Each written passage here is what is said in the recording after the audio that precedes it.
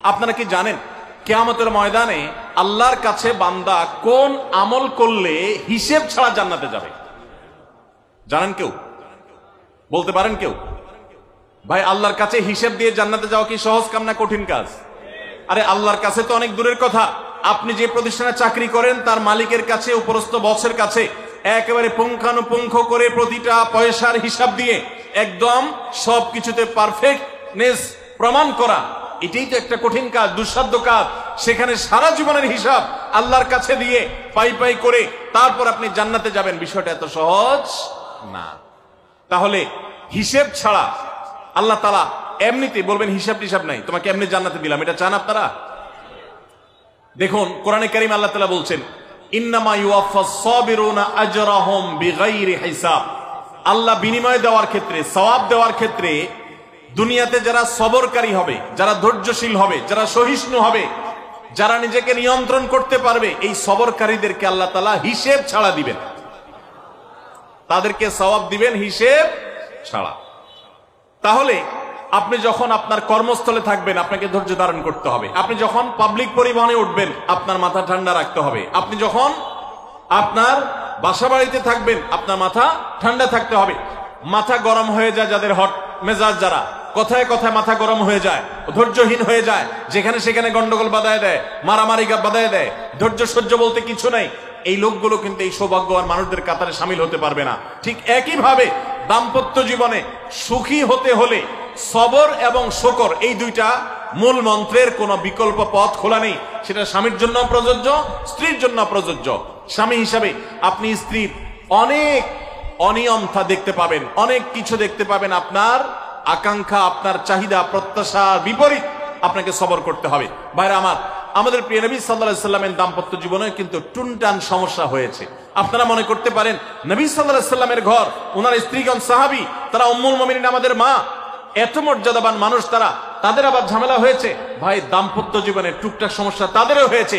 প্রিয় নবী সাল্লাল্লাহু আলাইহি সাল্লাম নিজে একদিন বাসা ছেড়ে মসজিদে নববীতে এসে মন খারাপ করে বসেছিলেন, তিনি বাসায় যাচ্ছেন না, অভিমান করে। ওমর রাদিয়াল্লাহু তাআলা আনহু বিষয়টা বুঝতে পেরে, তার মেয়ে যেহেতু নবী সাল্লাল্লাহু আলাইহি সাল্লামের স্ত্রী, তিনি সেখানে গিয়ে ভেতরে প্রবেশ করে তার সাথে কথা বলে তথ্য উদ্ঘাটন করে সেটা মিটমাট করার ব্যবস্থা করেছেন। স্বয়ং নবী করিম সাল্লাল্লাহু আলাইহি সাল্লামের জামাতা, ইসলামের চতুর্থ খলিফা আলী রাদিয়াল্লাহু তাআলা আনহু, তার মতো এত মর্যাদাবান মানুষ, তার ঘরে স্ত্রী হিসাবে আছেন কে? মুহাম্মদ সাল্লাল্লাহু আলাইহি সাল্লামের মেয়ে, জান্নাতে নারীদের সর্দার ফাতেমা রাদিয়াল্লাহু তাআলা আনহা। এত বড় মানুষ তারা, স্বামী স্ত্রী দুইজন, দুই দিককার নেতৃত্বে, একজন যুবকদের নেতৃত্ব দিবে, আরেকজন জান্নাতি যুবতীদের, নারীদের নেতৃত্ব দিবে। এত বড় মর্যাদাবান মানুষ, তাদেরও দাম্পত্য জীবনে কিন্তু টুনটান হয়েছে। একবার আলী রাদিয়াল্লাহু তাআলা আনহু এসে মসজিদে টানটান হয়ে শুয়েছিলেন মাটিতে, মনটা খারাপ, ঘরে একটু হালকা ঝামেলা হয়েছে, তো এই জন্য মসজিদে নববীতে এসে মাটিতে শুয়ে আছেন। নবী করিম সাল্লাল্লাহু আলাইহি ওয়াসাল্লাম দেখে বুঝতে পেরেছেন, টের পেয়ে গেছেন যে কিছু একটা হয়েছে বাসায়। তখন তিনি জামাইকে ডেকে বললেন, কুমিয়া আবা তুরাব, এ মাটির বাপ, মাটিতে শুয়ে আছেন, এজন্য রসিকতা করে বললেন, এ মাটির বাপ উঠো, দাঁড়াও দেখি কি হয়েছে বলো। ভাইরা আমার, দাম্পত্য জীবনে টুকটাক সমস্যা হবেই হবে। যারা বিয়ে করেন নাই আগে থেকে প্রস্তুত থাকেন, বুকে পিঠে ছালার বস্তা সব বেঁধে রেডি থাকেন। বিশেষ করে সময় যেভাবে গড়াচ্ছে, তাতে করে সামনে থেকে হেলমেট পরেও যাওয়া লাগতে পারে। শুধু যাওয়া না, বাসায় ঢোকার সময় বাইক থেকে নামার পর হেলমেটটা আগে খুলবেন না, আগে যা বুঝবেন পরিস্থিতি কি, তারপর হেলমেট খুলবেন। বুঝেন নাই? দাম্পত্য জীবনে টুকটাক সমস্যা হবেই, এটা প্রত্যাশিত।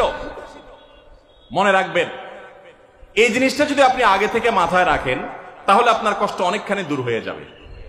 আমরা অনেকে আকাশ থেকে নেমে পড়ি, কি বলে, এত বড় সাহস, এই কথা বলতে পারে কেন? ভাই আশ্চর্য হচ্ছেন কেন? এর চেয়ে বেশি কথা বলতে পারে, মাথা বাড়ি মারছে, আরে ভাই ছুরি মারে নাই যে শুকর আদায় করে। বুঝেন নাই কথা? একই কথা বোনদের জন্য প্রযোজ্য। আমার মা বোন যারা শুনছেন তাদেরকে বলছি, আপনার স্বামীর একটা কথা শুনে আপনি আকাশ থেকে নেমে পড়ছেন, আকাশ ভেঙে পড়ছে মাথার উপরে, কি এটা বললো সে, আপনি ডিপ্রেসড হয়ে যাচ্ছেন। আরে বোন, ডিপ্রেসড হচ্ছেন কেন? এটা কেন?